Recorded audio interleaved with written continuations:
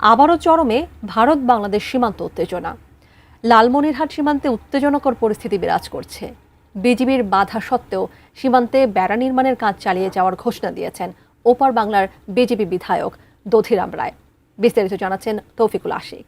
আপনি অতিরিক্ত কথা বলছেন, দেশ তুলে কথা বলবেন না। আপনি কি এমন হাই গেছেন, ভারতের একটা কি হ্যাডাম হাই গেছেন আপনি, যে দেশ তুলে কথা বলবেন না? বিএসএফ এর পক্ষ থেকে যা গভর্নমেন্টের যা অর্ডার আছে, রুলস অ্যান্ড রেগুলেশনে যা বলা আছে সেভাবেই কাজ হবে। সম্প্রতি লালমনিরহাটের পাটগ্রাম উপজেলার দহগ্রাম ৩ বিঘা করিডোর সীমান্তের শূন্যরেখায় কাঁটাতারের বেড়া নির্মাণের চেষ্টা করে ভারতীয় সীমান্তরক্ষী বাহিনী বিএসএফ।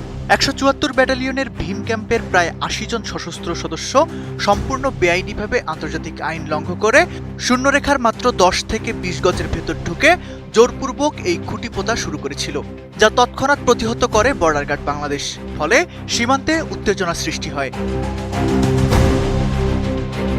এদিকে উত্তেজনার খবর পেয়ে সীমান্ত এলাকায় ছুটে আসেন পশ্চিমবঙ্গের মেখলিগঞ্জের নবনির্বাচিত বিজেপি বিধায়ক দধিরাম রায়। ভারতীয় সাংবাদিকদের সামনে বাংলাদেশের বাধা উপেক্ষা করেই কাঁটাতার নির্মাণের ঘোষণা দেন তিনি। বিএসএফ এর পক্ষ থেকে যা গভর্নমেন্টের যা অর্ডার আছে, রুলস অ্যান্ড রেগুলেশনে যা বলা আছে সেভাবেই কাজ হবে।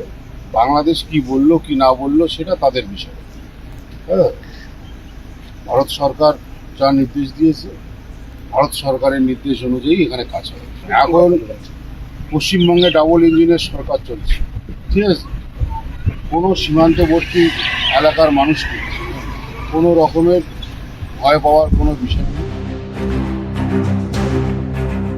বিজিবি বিএসএফ এর মধ্যকার এই উত্তেজনার ঘটনায় উভয় বাহিনীর ব্যাটালিয়ন কমান্ডার পর্যায়ে একটি পতাকা বৈঠক অনুষ্ঠিত হয়েছে। বিএসএফ দাবি করে তারা কেবল জমি অধিগ্রহণের জন্য ছোট বাঁশের খুঁটি পুঁতেছিল, যা একটি অতি সাধারণ বিষয়। কিন্তু এটিকে কেন্দ্র করে বিজিবির কোম্পানি কমান্ডার যেভাবে নিজেদের স্বয়ংক্রিয় ভারী অস্ত্র ফায়ারিং এর জন্য প্রস্তুত করে পজিশন নিয়েছিলেন, তা অত্যন্ত অনাকাঙ্ক্ষিত ও দুঃখজনক বলে দাবি করে বিএসএফ। বিএসএফ এর এই দাবির মুখে বিজিবি অধিনায়ক লেফটেন্যান্ট কর্নেল নাজিউর রহমান জানান, ১৯৭৪ সালে ঐতিহাসিক মুজিব-ইন্দিরা সীমান্ত চুক্তি এবং আন্তর্জাতিক আইন অনুযায়ী সীমান্তের ১৫০ গজের মধ্যে কোনো পক্ষই কোনো ধরনের স্থায়ী স্থাপনা বা কাঠামো নির্মাণ করতে পারে না।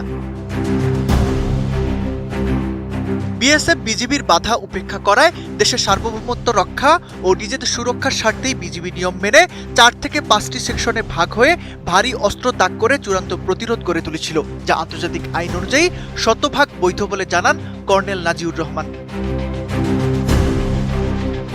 বিজিবির সেই অনড় অবস্থানের কারণেই বিএসএফ এর সশস্ত্র জওয়ানরা সেদিন পিছু হটতে বাধ্য হয়েছিল।